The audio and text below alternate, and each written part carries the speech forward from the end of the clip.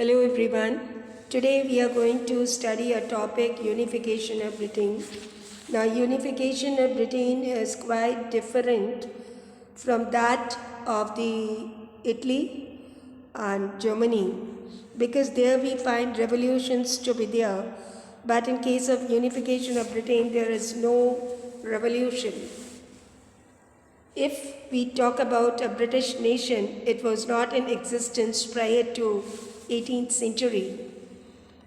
Now, after 18th century, if you find or if you see the ethnic composition of the British Isles, you find mainly English, Welsh, Scot and Irish.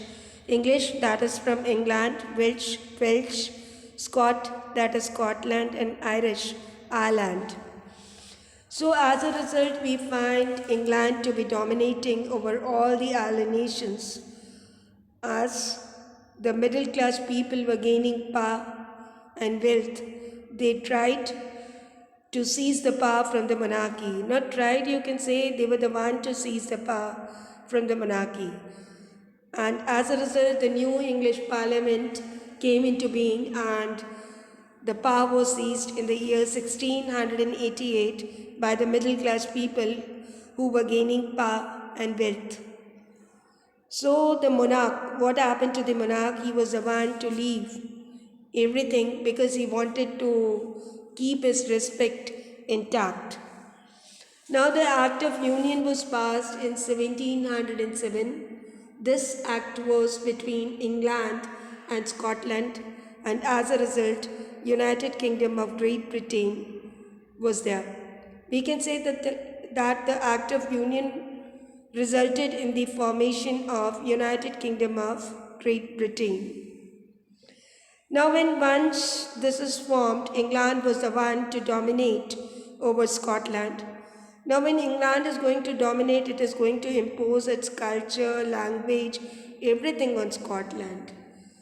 So basically we find British identity to be flourishing and Scotland's distinctive culture and political institutions were systematically suppressed. The Catholic clans, they are the inhabitants of the Scottish Highlands and they were the one to suffer a lot. They were the one to suffer repression. Their language was taken away. They were forbidden to speak in Gaelic language. They were forbidden to wear their national dress and most of them, they were driven out of their homeland. So that was the result of the Act of Union 1707 because after the formation of United Kingdom of Great Britain, England was the one to dominate and as a result the people suffered repression. Now what is the fate of the Ireland? Ireland suffered a similar fate. This is a country which is divided between Catholics and Protestants. The English people or the people of the England, they were the one to help the Protestants of the island so that they can establish their dominancy over the Catholic country. Now if I talk about Ireland, it's a Catholic country and many of the Protestants, they were living in England. So England was the one to help the Protestants. So the Protestants, you can say, were living in England and those living in Ireland, they both together, they were the one to suppress the Catholics and they wanted to dominate over Catholic country. As a result, the Catholics revolted against the British dominance. This revolt, which was led by Wolfe Tone and United Irishmen in 1798, was a total failure.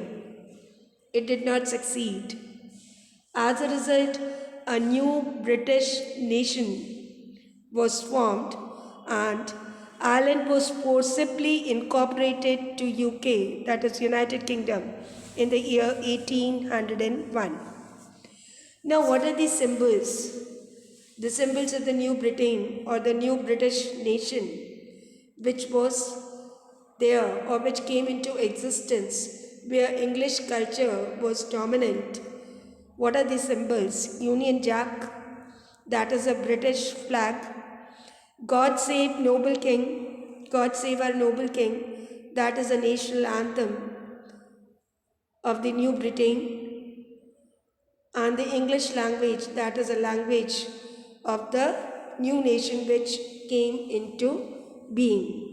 Now, if you talk about the rest of the older nations, they survived only as a subordinate partners in this union. Thank you.